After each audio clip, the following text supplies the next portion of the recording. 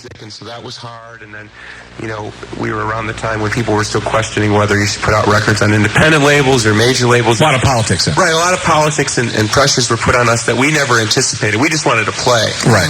And suddenly, you go from playing in your bedroom to you're being debated. It's being debated in major magazines whether you have credibility, and you're like, you don't understand because you don't come from there. Right. And it put a lot of pressures on the band, and we were immature and young and didn't really know how to deal with it. And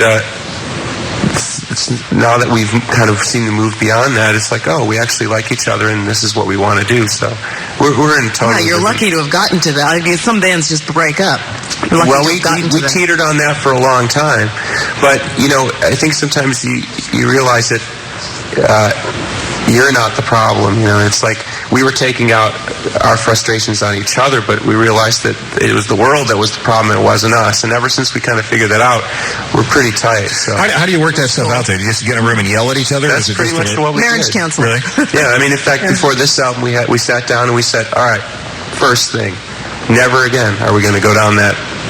If we're going to do this album, we're going to do it as friends, and we're going to do it because we want to. Right. And that was it. But are you a tough guy to work with? Are you? I mean, you do what, 90% of the writing. So, I mean, let's say you bring a song in and the rest of the band goes, I don't think so. Does it get made anyway?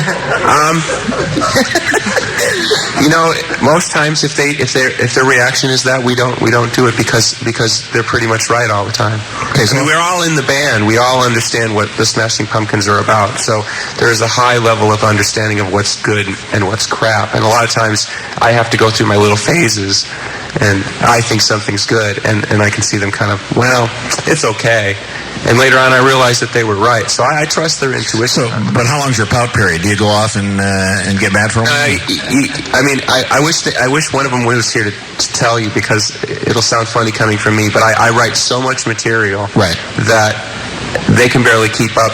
Just the logistics of my highways are, I got so many riffs and so many songs, and so it's more about just trying to keep up and just see what's going to work. Right. It rarely. Honestly, I don't think in 7.5 years of the band we've never argued about music. Billy Corgan from the Smashing Pumpkins is here. We're live at the Sony Music Studios. We don't want to cook your voice. You got a little work to do over the next 3 nights. Let's talk about happy, funny, at the sunny things.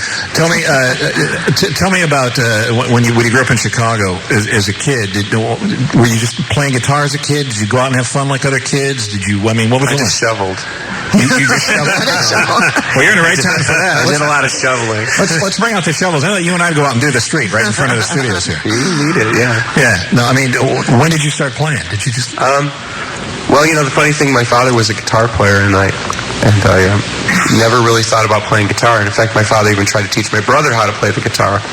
And one day I was in a friend's basement, and I had this rock revelation as he was hitting this out-of-tune guitar in front of some girls. And it dawned on me it was what I wanted to do. How old were you? I was about 14. So the connection you made was guitar chicks.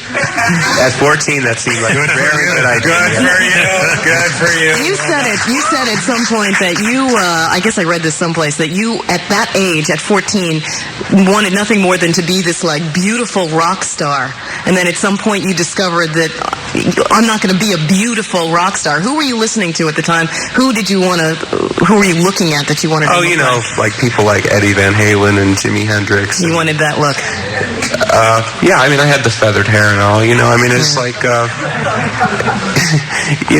it's just to simplify it a bit. I mean, essentially, when you don't have anything, you look for something so grand that it gives you something to kind of dream into. And that's what it was like. I just dreamed into these things that were, I mean, sitting here now as a supposed adult, I can't, I mean, those kinds of dreams are crazy, really. And everyone, of course, told me they were crazy.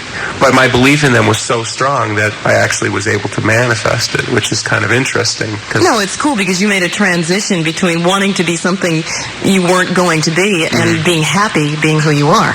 Yeah, it's a long road, though. It is. And are you happy today? I mean, I know you're happy being here with me on the first show, but... yeah, congratulations, by the way. Yeah, thank you very much. But you're happy. You're feeling, other than a cold, you're feeling pretty good. Hey, listen, I was telling somebody yesterday, they asked me the very same question. I said, to make a double record in the 90s... Pretty cool. and actually pull it off. And have it sell. And have it sell. Yeah. And have people actually like it. Mm-hmm. You know, when you can have all those things, I mean, I don't know what else you want. Yeah, the For me, reviews- Good that's for you. the best thing. The reviews on this have been amazing. I mean, everybody. There's a couple people I'd like to punch in. We'll skip it.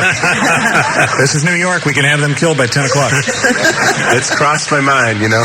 You get a little bit of money, you start thinking some of it. Sure, you know. And I'll tell you what, the good thing about this, and you probably know this, but you get to a certain level of show business, especially in this city, the mafia is now offering coupons. So we can get a lot of stuff done for you. We will take care of that. You know what? We got a list of music. This is your radio station. If you just do what you want to with it.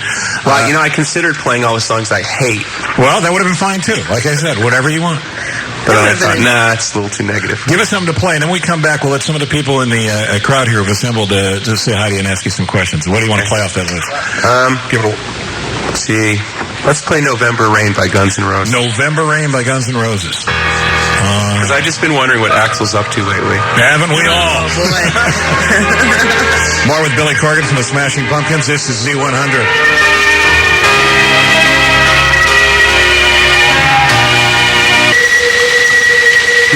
That'll clear your sinus. It's Steve Cochran, Z100, and the new zoo, Billy Corgan from the Smashing Pumpkins is here. And Dr. Judy just walked in, which is great. So if any of you guys break out with a sexual problem, we can get it solved here. If anybody's got some sort of sexual issue that needs to be solved, we can get it taken care of. We got a drive-through window set up, so it's going to be great. Billy's already raising his hand. And we have a pair of tickets for tomorrow night's show. Cool. Which we will give away before 10 o'clock. And we'll drive you there in a snowplow. We will drive you there in a snowplow. Fine, whatever it takes. I'll take you in my Zamboni. We'll get it done. I know I don't have an opening act tonight, Billy, but I'm pretty good. And I was thinking maybe I'd come out and lead the audience into hokey pokey. I'm willing to give anyone 5 minutes. Really? I can do like a 5-minute hokey pokey. It would deepen your appreciation for my ability to dodge things. Well, whatever I can do to help. Is he liking me? I think he's liking me. I'm like a gun-shy doe up there, you know. Really?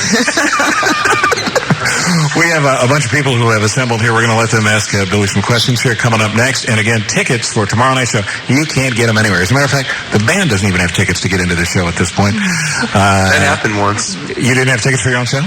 The first time we played LA, they wouldn't let us into our own show. I'm dead serious. We walked into the door and they said, sorry, can't let any more people in. We said, well, we're in the band. They went, yeah, and I'm in the band too, you know. So we stood there and figured, well, sooner or later, somebody's going to figure out that the show's not starting. That's very funny. It was an LA experience. I assume that security person is no longer in the business? He's actually running a major record label at this moment. He's an A&R guy. Yeah. All right, more with Billy Corgan coming up next. And audience questions. All right, participation starts next on Z100. The more it snows, the... We're live? We're here? Yeah, we're here. Hey, we're back. Hey. He looks at them. Wow, Isn't it incredible? Yeah. Flip the switch. This feels a lot like one of your shows, doesn't it? This crowd? I've got that actually wired. Actually, no, it doesn't. No, it doesn't. I have to ask you, you have did you bring me flowers? No, this was a gift, actually. You have a gift? Nice. Oh, Nice. Well, that's fine. You'll get me something later. I love flowers. I mean, I break out in hives and all, but I still love them. You have allergies? No, Nice move. I'm just kidding. Right. Billy Corgan from the Smashing Pumpkins is here. We are at Sony Music Studios, and let's go to the crowd. Elliot's out there. What's your name? Dave. Hi, Dave. What's your question? I was wondering, you use a lot of interesting names of girls in your songs, like Ruby and Porcelain and all that. Lily. Yeah. I was wondering, are these actual people? And if they are, can you tell us a little bit about them? About each one of them. Well, the names are starting to add up. You're running out, in other words? No, it's... I do a lot of things completely without even thinking about it, because I just live in this little world, and then I come out and then people go, by the way, and one friend of mine, she muses that, these are all my I create these names in my head to represent the people in my life, so whatever that means. So they are creations in your... Yeah, there's no... I've never named anybody by literal name that I know, and so names Billy's the cat, so, you know. Right. So names have been changed to protect the innocent. Except for the cat. Yeah. Except for the cat. What were you going to tell me? Not so innocent. We're going to tell me about Rolling Stone? Oh, this is we have something in common here. The new Rolling Stone Readers Poll for 1996 is out. Melancholy and the Infinite Sadness, favorite album, best album of the year. Turn the page, best radio station of the year, Z100 New York. Yes. So it fits that you're here with us today. Congratulations. When's our double CD? Congratulations to you. Our double CD any minute. And I have to say, I really don't subscribe much to those kinds of things, but that's probably... Well, we do. But that's probably one of the proudest things that's ever happened to me. Well, good for you. Good for you. Because we've never really gotten really good critical support. Mm-hmm. But when we win something like a reader's poll, it's pretty cool. Yeah. That's pretty good fans. What's your name? My name's Pete. Hi, Pete. How are you? I was just curious, where did you film that video for Bullet from Butterfly Wings, and what does that video actually mean? That's a very good question. Way to go, Pete. We filmed the video. We dug this monstrosity of a hole in the middle of some forest preserve in Simi Valley, California. And, you know, I said, okay, we're going to go down in this hole and play to all these disgruntled, you know, bee workers. And, the video was supposed to have some kind of, like, subtext of a meaning of, like, you know, you're all in the dirt, so to speak, writhing around looking for something. I saw that. But somehow it just ended up not really translating that. No, I got it. You got it? These guys missed it. Me, got it. I don't know. It's an MTV video, you know. How deep can you get? How deep can you get? I don't know. I'd like to have Elliot Seagull ask you a question. I know you have many burning inside you, Elliot. Yeah, what was the deal with putting tickets on sale for this show the way you did? Well, actually, this system came about because we were doing 4 shows in Chicago at a place that only held 500 people. As you can imagine, Chicago, playing 4 shows at 500 people is a complete nightmare. And we've had a lot of problems with people scalping our tickets for immense amounts of money or selling bootleg tickets so people get screwed. And then you have the whole element of, like, people pick up the phone who might like one of your songs, and suddenly you're playing to that same kind of Lollapalooza element of people who kind of know you but don't really know you. We really wanted to ensure that people who are really fans of the band, true fans of the band, if they really want to get a ticket, they probably can. Yeah, makes sense. And so it's the best system that actually I devised, by which true fans can get a ticket and will not have to go through scalpers to get a ticket. And is there really a cool souvenir ticket that we leave with? Yeah, it's pretty. Actually, James designed it. It's pretty cool. Now, you did the artwork on the album, right? No, those were all my ideas, but I actually work with this man in Wisconsin called John Craig, who's a really lovely man, and I thought that style of art would be easy to do, but I found out he's like the only man in America who does it. Speaking of awards, that just won, I think, Best Cover Art, didn't it? For something? I think so. Yeah, the Reader's Poll. Hey, let's bring the Cover Artwork Award out right now. We've got a little trophy. If you're just turning on Z100, Billy Corgan from Smashing Pumpkins is here. What's your name? Tim. Hi, Tim. How you doing? You all right? Welcome to New York. Thank you very much. I appreciate that. Got a question? Yeah. Billy, do you remember a band named Frogs that you guys used to open up for back in the day when you guys were starting out? No. All right, great. That's cool. Well, I'm curious. Where would this band named Frogs be? Is this like guys you met at a bar? No, they're from Chicago. Are you talking about the Frogs? The Frogs. Oh, yeah, they're friends of mine. Actually, Frogs. Yeah. No, I thought he said Prague. Oh, okay. Well, see, we heard Frogs on this end. I thought you were... No, I'm very good friends with those guys. Well, I just recorded a song with them. Oh, you did? Because they were close to say back in the day that you guys wouldn't amount to anything. I just want to know if you had anything to say about that. All right, thanks for throwing that in. Now I buy their children presents for Christmas. All right. I guess I've accepted the Carmen and all. I suppose so. Come over here. Let's get it. I need a hug. Another question. Hi. What's your name? Chari. Tori? Chari. Okay, sorry. I was wondering if there's like an inside joke between you and James with the song Mayonnaise. Because like whenever it comes on, you guys are like always laughing. Yeah, that's a good question. I was thinking of that a few minutes ago. I mean, what do you mean laughing? Like when we play live? In Or? Euphoria, like there's that one part where you say like, I just want to be me, and you like break out into laughter. I think the laughter is because I can't hit that note. Oh. And he knows it. All right. He knows I can't hit that note, so he's laughing at me. All right. Well, that's a very good final story. We got one more at it? Do you encourage moshing at your concert, or you like, you don't care, or you're like against it, or what's the deal with that? Well, see, okay. First time I ever saw anybody mosh was about 1984 in Chicago. There was a very big punk scene. To me at that time, it was like the most amazing thing I'd ever seen because it was like this insane, spontaneous outburst of energy where the music was so overpowering that people just went like into some kind of crazy kinetic thing. Unfortunately, it's become like a part of the concert experience to where I don't think anyone can really separate whether it's become part of the good time. And to have been there and seen it come from a natural place, which is like, wow, the music's so incredible, I'm just going to go berserk. When you see people moshing to Disarm, I think, seriously, I think that's the moment that you decide, this is really not what this is about. And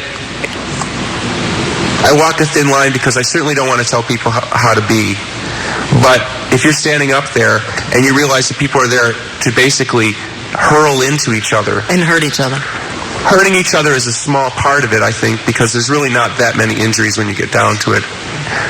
I've seen it, and I've certainly stopped it because I've seen people get seriously injured. But when you stand on stage in front of a lot of people and you play these songs and you realize that you're just the soundtrack for their bee-rubbing, you know, you could be anybody. And then at that point you decide, screw it, I don't care. Yeah. So it's not we're against it or for it or whatever, but, you know, next time you're standing there, you know, just ask yourself, you know, I could be doing this to any band, you know, and our whole thing is always, if you want to be there, we want to be there. If it's special to you, it's special to us. If we're just there to be your knock into the person next to you exercise, that's not what our music's ever been about. So I would think there'd be a better band to do it too. You know, go see Offspring or somebody who's there to provide you with that kind of music. You know what I mean?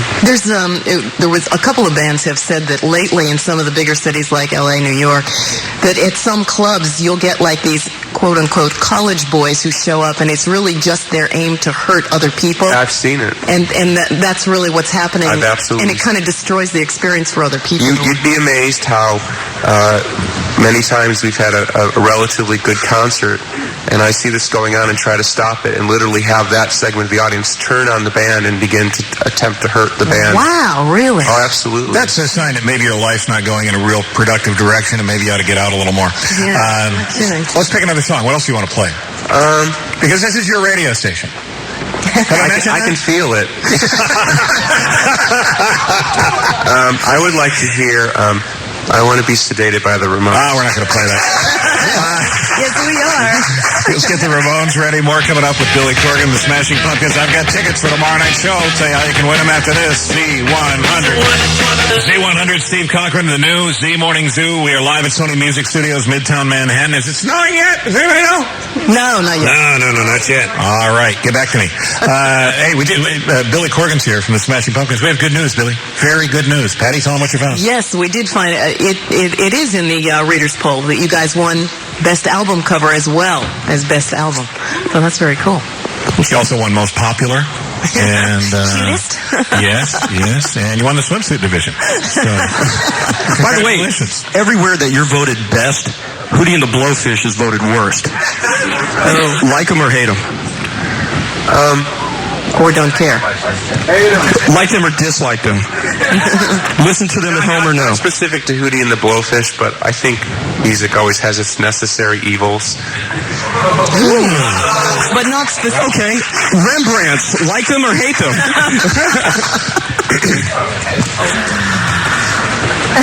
I'm speechless. All right. Okay.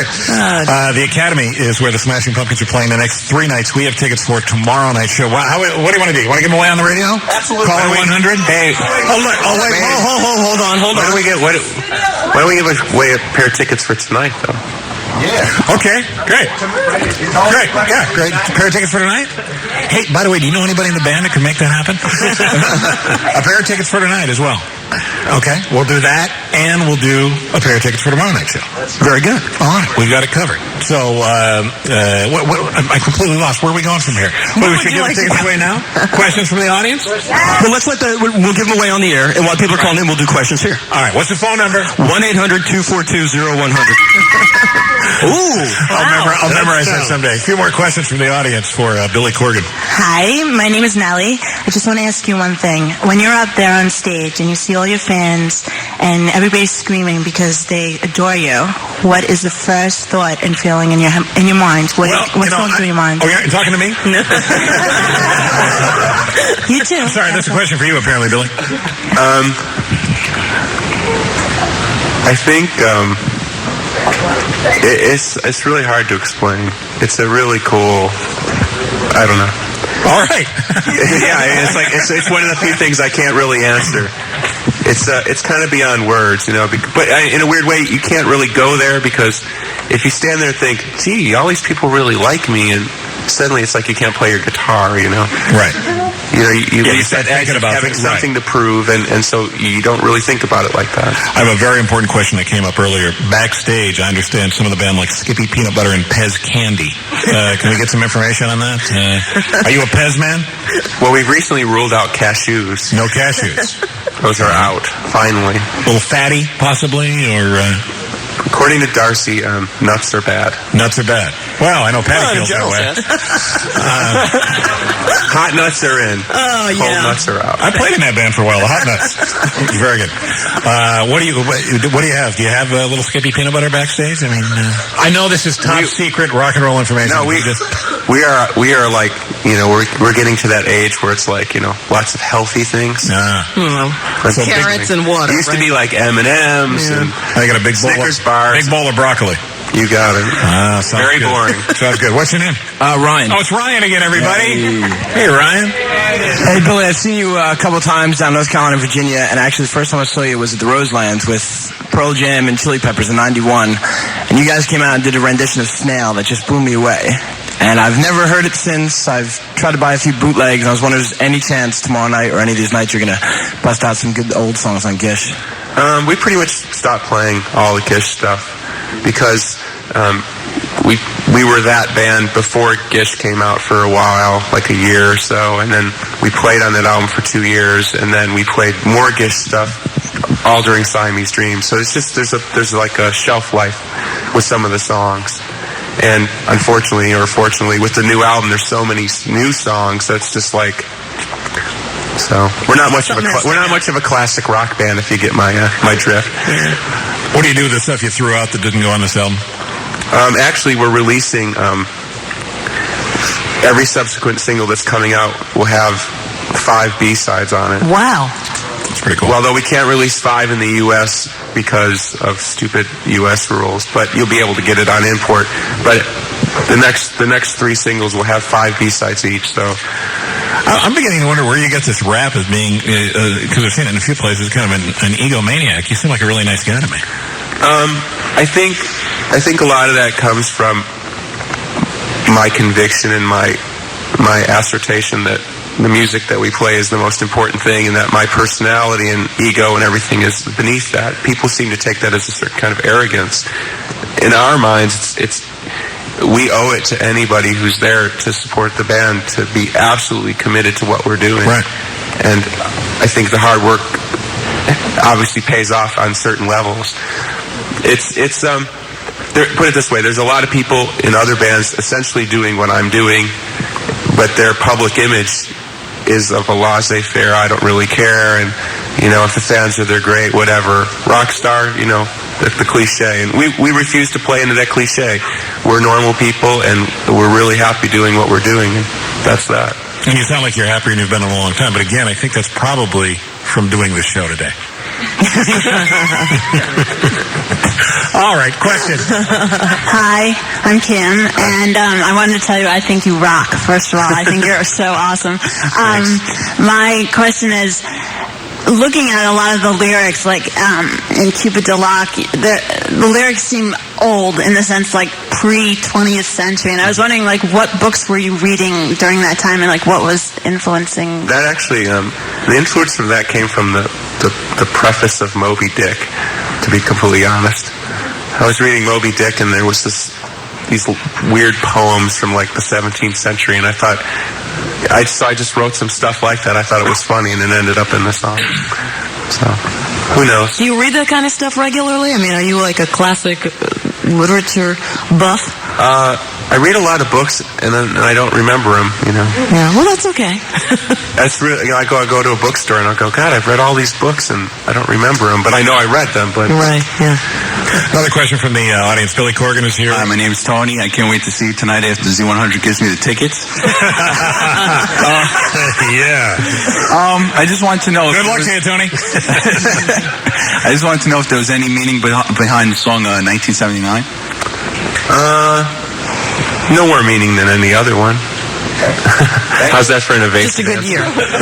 I'd like you to go through and explain everything on the entire double CD you've ever written. What's your name? Hey, my name is Mike. I wanted to ask you, where is your favorite city in the world to play? And Tony, I'm sorry, that would be New York. They're giving me the tickets. Yeah.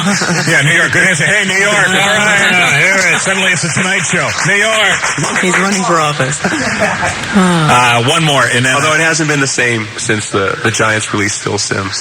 But, hey, how about that? Let's do one more question. And while they're going to ask the question, why don't you pick out another song we'll play from here? okay. We're going to, by the way, what time's the show? Because we figured we'd go to around 5, 6, 7 minutes. I think I saw Elvis. Is Elvis in the house as well?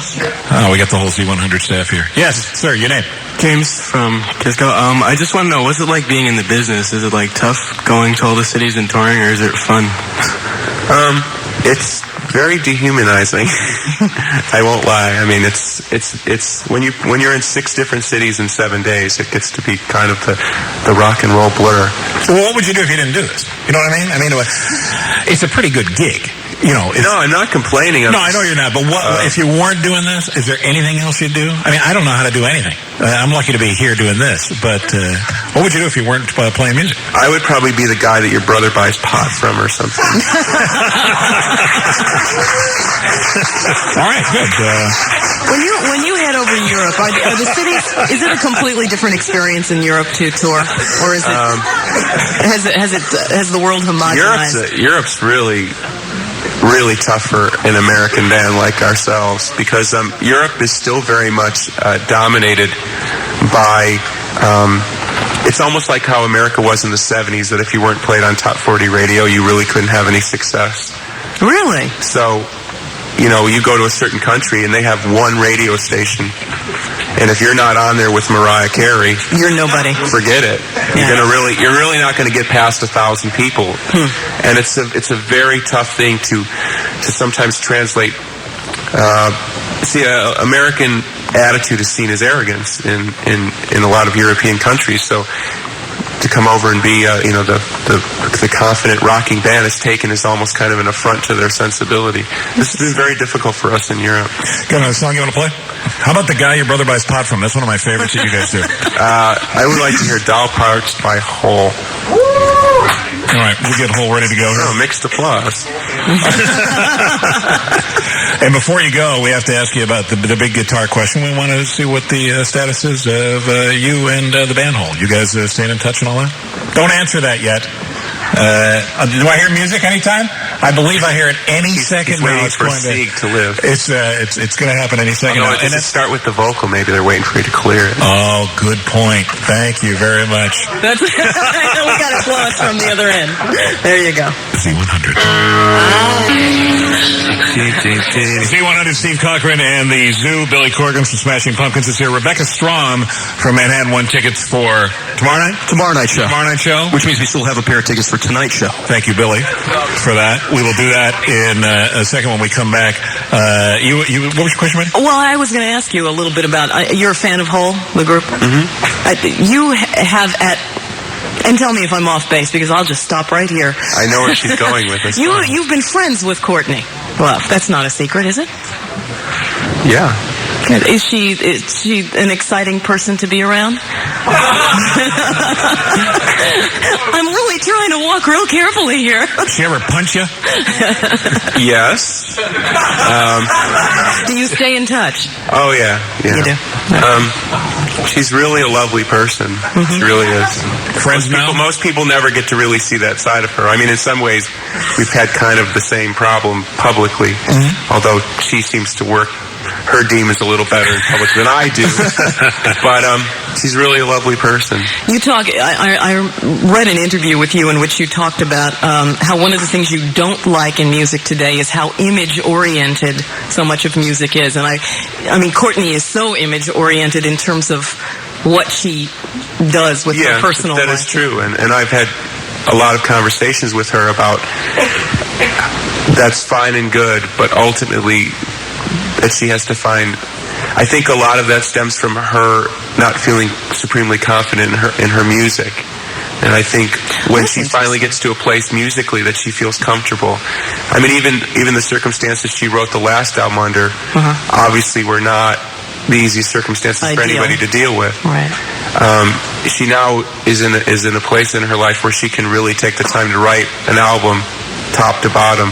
And I think when she writes that album, God willing, I think people will see another side of her that they haven't, because sometimes for her it's more about being Courtney than an artist. But there's the artist is in there, and she's managed to succeed because she is such a good artist, in some cases despite herself. So you see her evolving publicly as well. Absolutely. I think that listen, love or hate her, she's an absolutely fascinating person. And I think that we have to have a little more compassion and empathy for people who are willing to live their lives publicly. It's not the easiest thing. And, yes, there's a lot of ego in it. Yes, there's a lot of grandiosity in it. But ultimately, somebody is sacrificing something very deep to share. And it takes great courage to do that. And I think very few people can really understand that part of it, that in a lot of ways you're giving up your life that everyone takes for granted. Right. To put something across. And I think ultimately people will see that with her. Nicely said. Yeah. Pair of tickets for tonight, right? Tonight's show. Why am I so confused? What's the matter with me? Well, see, no, we had the tickets yesterday. Right, we had the tickets for tomorrow night, but Billy came in and gave us a pair of tickets. Where are the tickets that I'm scalping? That's the confusion. Listen, we caught one of our drummer's friends scalping tickets. Really? Oh, yeah. Oh, that's nice. Yeah. That warmed the heart. Thanks for the help. A little screaming session, I'm sure. We'll come back and give those tickets away. Yes. Got some more questions for the audience. Yes. You'll pick another song. Cool. You got a few more minutes to hang around? I'm fine. Billy Kick me out when you're ready. Okay, we'll be here a while. Billy Corgan, Smashing Pumpkins. We are live at Sony Music Studios. Hi, my Music Studios, Steve Cochran in the new Z Morning Zoo, live with Billy Corgan from the Smashing Pumpkins. Back out in the audience, let's take a couple of questions. I know how we can do that, Elliot. Why don't you pick someone? Okay. Well, what are we talking about, Billy? To give away those two tickets. I'm going to ask a pumpkin trivia question. Oh, Pumpkins trivia! So you got to be a real fan to get this one. Got to pick somebody now. Okay, here we go. Now, you do not have tickets to the shows? Stand, please. Oh, sure. Yeah, please do. Stand, please. Thank you. Shoot. Okay. Are you ready? Okay. All right, we're going to see if you're really a fan now. Okay. All right, what is the name of James's dog? Don't say. Bug. Is that it? That's it. All right. Going to the show. Hey. Way to go. You got tickets. You just won two free tickets, yes. Toughest ticket in New York. I drove here from Philadelphia last night to do this. See? God I'm staying now. All right. Thank you very much for that. There you go. See, that was easy. Who else has a question? We can just. All right, let's give away just a couple more tickets. Oh, he's on a roll here. It's I gotta think of another question. Okay. Find somebody in the middle of the room here. Middle of the room. And a female. Here we go. Please get somebody.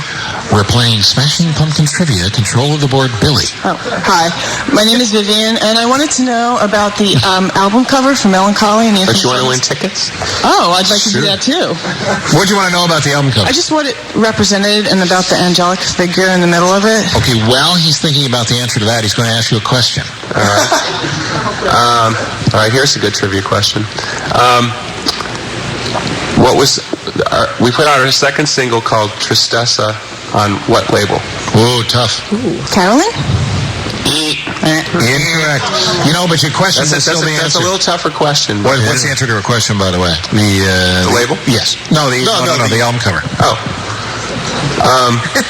What does it mean?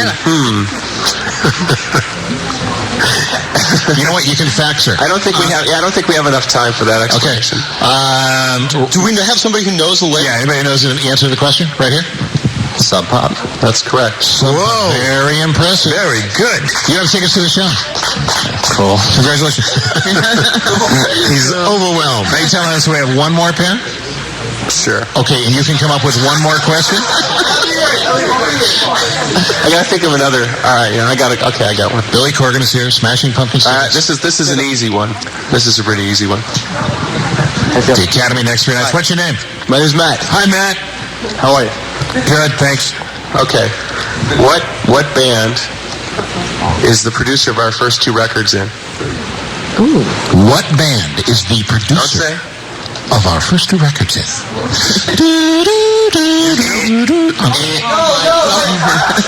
Anyone throw up a hand?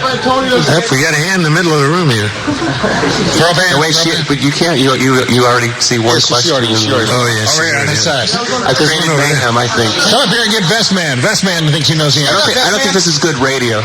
No, don't worry about it. Radio. Hey, you know what? You haven't been listening. We haven't done good radio all morning. Hi. Is it Garbage? Very good. All right. That would be Butch Vig of the band Garbage. Another wiener.